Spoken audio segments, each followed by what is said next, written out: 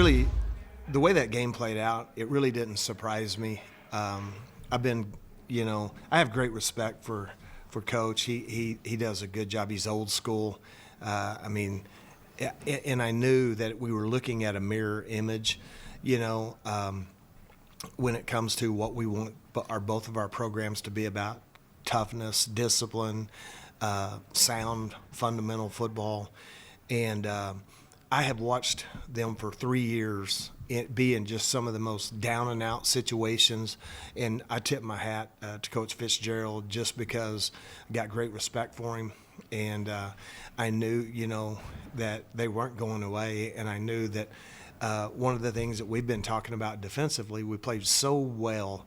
I think they had 80-something yards at halftime, and then come out, and right there in the third quarter we give up the long run, which is one of those things. We just kind of have these lapses. It's about, at least the good news is for us, we've gotten it down to one a game. It was one pass against Eastern Kentucky. It was one run this week, and it's almost, you just kind of let your guard down, and all of a sudden when you're playing backs like Lamson, my goodness, he just runs so tough. He runs hard.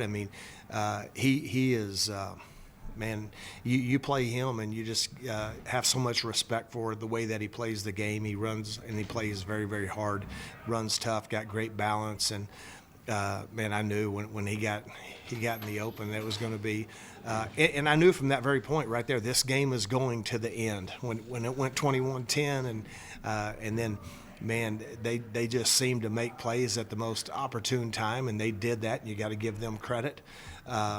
We were trying to seal the game down there. Again, go up, I think, to make it a 3-score lead, or may have been worse than that, if I'm not mistaken. At that time, I'm not sure it would have been. Yes, yeah. So, we didn't get that done, and all of a sudden we're playing defense on our own 1-yard line, and welcome to college football, right? And it just nothing surprises me anymore. It really doesn't. But I'm proud of our kids to maintain poise, and we talk about it all the time. The game is going to go 60 minutes and then some, and you have to be mentally ready to do that, and today we were. You mentioned the turnover there. When your offensive line gets all the way down the field to make the hustle play, make the tackle. Yeah, that I think it just speaks to the character of our team. Same thing when they broke the long run. We have 2 guys running down, tackling him on the 7-yard line. So I think that just speaks to it's good to see. It's just kind of a never give up type mentality, and just stay there. You never know. I've seen crazy things happen. I've seen run touchdown saving scores down like that, and then the next play is a turnover, and then all of a sudden the ball's going back the other way. So I think it's just hats off to our players for just don't give up. Just keep playing until the whistle blows, right? In all your years, have you ever seen the center snap the ball off the thing? Yeah, we actually got the same play against Baylor. First play of overtime, we had kicked a field goal. They did that exact same play, and our AD got fined $25,000 at Texas Tech. And let me clarify that. Not Zach Lassiter. No, we got. It was the same thing. Guy tried to snap the football and lost control of it. It's a fumble. That's considered a fumble, and we did the same thing. We recovered it, and they reversed it, gave them the ball. They scored a touchdown on the next play. So, I had my fingers crossed, hoping that they weren't going to reverse it. Is that what they were? Yeah, they were. Yeah, I was just asking them, hey, that's clearly a fumble. Like, he tried to snap the ball and it bounced off his foot, and I'd been down that road before, and it didn't work out very good for me. So after all the craziness of 60 minutes, it's a little luck that yeah, that's right. I needed one of those. We definitely did, and I can't say enough about this group of seniors. They're 11. If you really just step back and look, they're 11-4 at home. They lost a conference championship here. They lost by 1 score to Tarleton a year ago. They lost by 3 points to the number 4 team in the country, and then they lost by a touchdown to the number 9 team in the country at that particular time in UIW. So, you can't say enough about what they've done for our program to know that you can walk out of here a winner, and they've done that. But so that's really all we can do to this point. That's all we can really control, right? That's the only games that we have at home on our schedule. But now the second goal, as you guys have heard me say, it's a conference championship. We're 5-1. We're in control of our own destiny. And there's not many teams in the country that can sit there and say that today. But we are right now in control of our own destiny. And basically we got 2 left to play. And, man, we're going to get and again, I think you've seen glimpses of what this team can become. I still believe our better days are in front of us. We showed signs of being just wow. And then we kind of go through these lapses in momentum and a little bit, but that's about as clean, other than missing the field goal and then letting them get down and kick the field goal right before they're in the first half.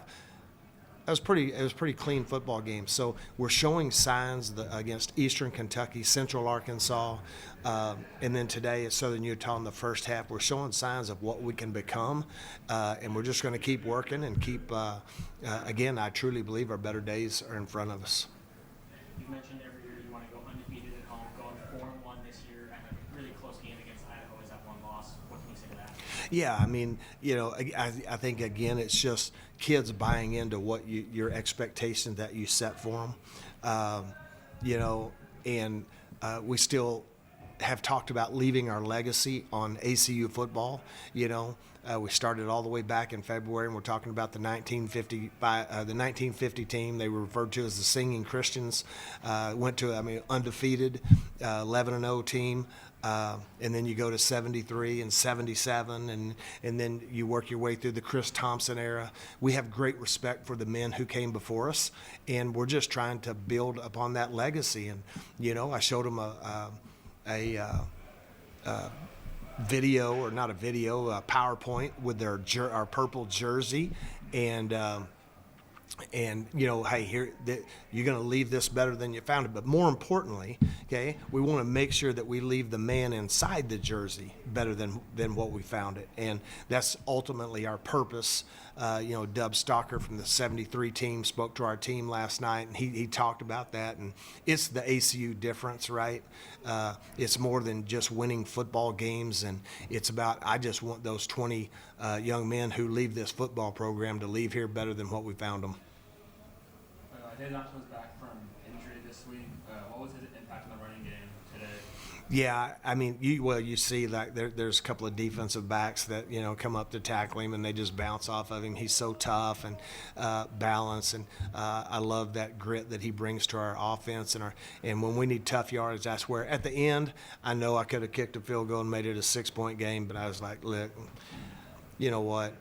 Sit here and kick a field goal and make it a 6-point game, and one missed tackle or a batted ball or something bounce off your helmet and go 70 yards for a touchdown or something. I was just like, you know what? Let's just end the game right here. Right after the turnover, and then you guys get the ball back, and same thing says an electric touchdown return, kind of momentum back on him. What can you say to that? Yeah, I mean, he's been doing it all year long. I mean, and really, when I first watched Sam, that's where he was making all of his plays. I had no idea that he was going to be the kind of running back. I actually thought I was getting a kick returner and a slot receiver. And it's just kind of, sometimes you just get lucky, right? Like, I was really taking him because I thought, man, what a great dynamic kick returner this guy could be for us. And, man, he's been that and then some, right?